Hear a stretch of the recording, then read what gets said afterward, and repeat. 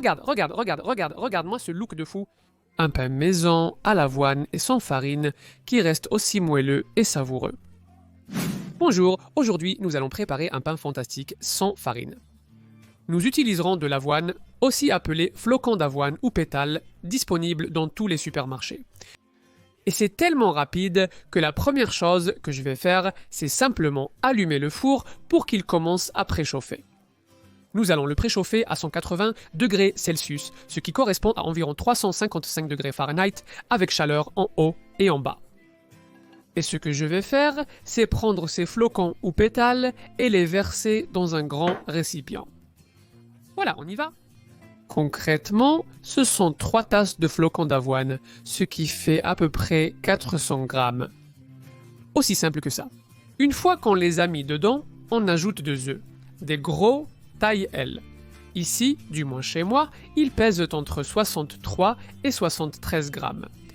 Une fois qu'ils sont dedans, tu vois que je ne fais rien de spécial. Je fais simplement tourner pour que les flocons ou les pétales absorbent l'humidité de l'œuf. Aussi simple que ça. Tu vois, il suffisait de mélanger. L'ingrédient suivant, qui est le yaourt, c'est pareil. 250 grammes ou une tasse et quart. Tu peux aussi dire que ça fait 2 unités, mais l'astuce est ici. Comme tu vois, je ne l'ai pas tout ajouté, seulement une partie, et je vais en ajouter petit à petit parce que je veux augmenter l'humidité sans en mettre trop. Donc il est possible que tu n'en aies pas besoin. Tout pareil, avec un peu moins ça suffit. Parce que tous les flocons d'avoine ne sont pas pareils, et tous les yaourts n'ont pas la même humidité. Donc on ajoute et on mélange, jusqu'à obtenir une texture dense mais pâteuse, qui a du mal à tomber d'une cuillère. Voyons, voilà. Parfait, c'est exactement ce que nous cherchions. Et une fois que tu as une texture comme celle-ci, on arrête d'ajouter du yaourt et on passe à l'ingrédient suivant, qui est le sel. J'ajouterai au moins une demi-cuillère à café. Et aussi, si tu aimes quand c'est un peu salé, jusqu'à une cuillère entière, ça dépend des goûts de chacun. Comme tout à l'heure, mélange rapidement pour bien répartir et tu ajoutes un autre ingrédient. Ajoutez maintenant la levure chimique, la poudre à lever ou le baking powder pour rendre la préparation plus moelleuse. Une cuillère à soupe ou 10 grammes à l'intérieur, puis mélange à nouveau. Maintenant, pour une saveur spéciale, ajoute le fruit sec de ton choix. Moi, j'aime avec des graines, donc j'ajoute 2 cuillères à soupe de graines ou de graines de tournesol. Je mélange un peu et je fais pareil avec des graines ou des graines de courge. Donc ici, tu mets ce que tu veux, par exemple, quelques noix concassées, ça marche aussi très bien. Une fois que tout est bien mélangé, on passe au moule à utiliser. Dans mon cas, le moule classique à gâteau, qui mesure environ 24 cm de long sur 9 de large. 8-9 cm de large. Mais tu peux utiliser celui que tu veux, dans mon cas, il a de la silicone sur les côtés. Tu peux aussi utiliser un moule normal tapissé de papier sulfurisé. Le résultat sera le même, comme tu peux le voir maintenant. Il suffit simplement d'ajouter cette sorte de pâte et de l'aplanir pour qu'elle soit plus ou moins plate. Ensuite, tu peux décorer en option avec quelques petites choses en plus.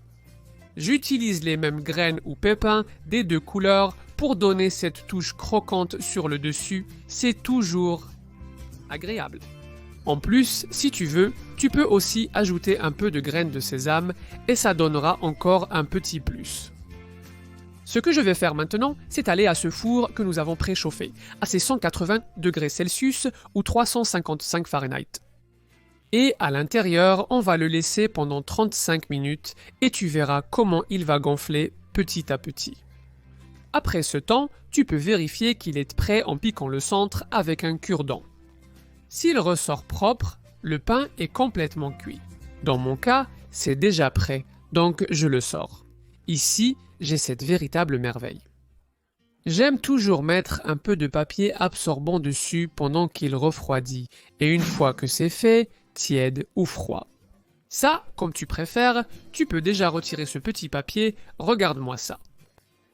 Et en plus, je te rappelle que si tu n'as pas un moule de ce type avec des bords en silicone, ce n'est pas grave.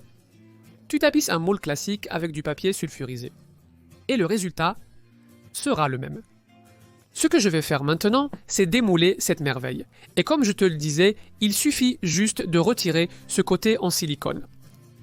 Et regarde, regarde, regarde, regarde, regarde, comme ce pain qu'on a préparé en un rien de temps a l'air incroyable. Une fois démoulé, il a vraiment une allure incroyable.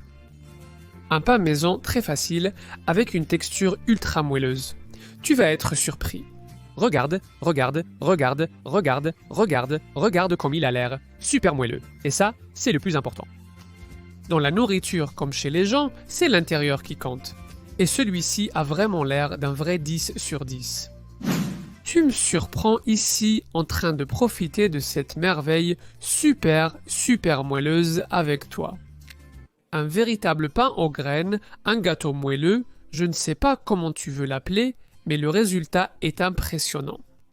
Idéal à manger seul, pour accompagner, pour garnir avec un peu de confiture, un peu d'huile et de tomates, ce que tu veux. Délicieux à 100%. Et, comme tu l'as vu, sans farine, avec la bonne énergie que donne l'avoine est vraiment, mais alors vraiment facile à faire. J'espère que ça t'a plu et que tu me le diras ici en bas dans les commentaires. Quel est ton pain préféré? Un qui soit un peu particulier. Et aussi, d'où est-ce que tu regardes la vidéo? Comme ça, on parcourt le monde entier à travers de délicieux pains et on apprend tous énormément. N'oublie pas que si tu aimes les recettes, j'en ai des centaines sur la chaîne. Donc si tu t'ennuies, jette-y un œil, tu trouveras sûrement ton prochain plat préféré. Et si tu aimes les douceurs, n'oublie pas que j'ai une autre chaîne fantastique de recettes sucrées qui s'appelle Golosolandia. Qu'est-ce que c'est bon?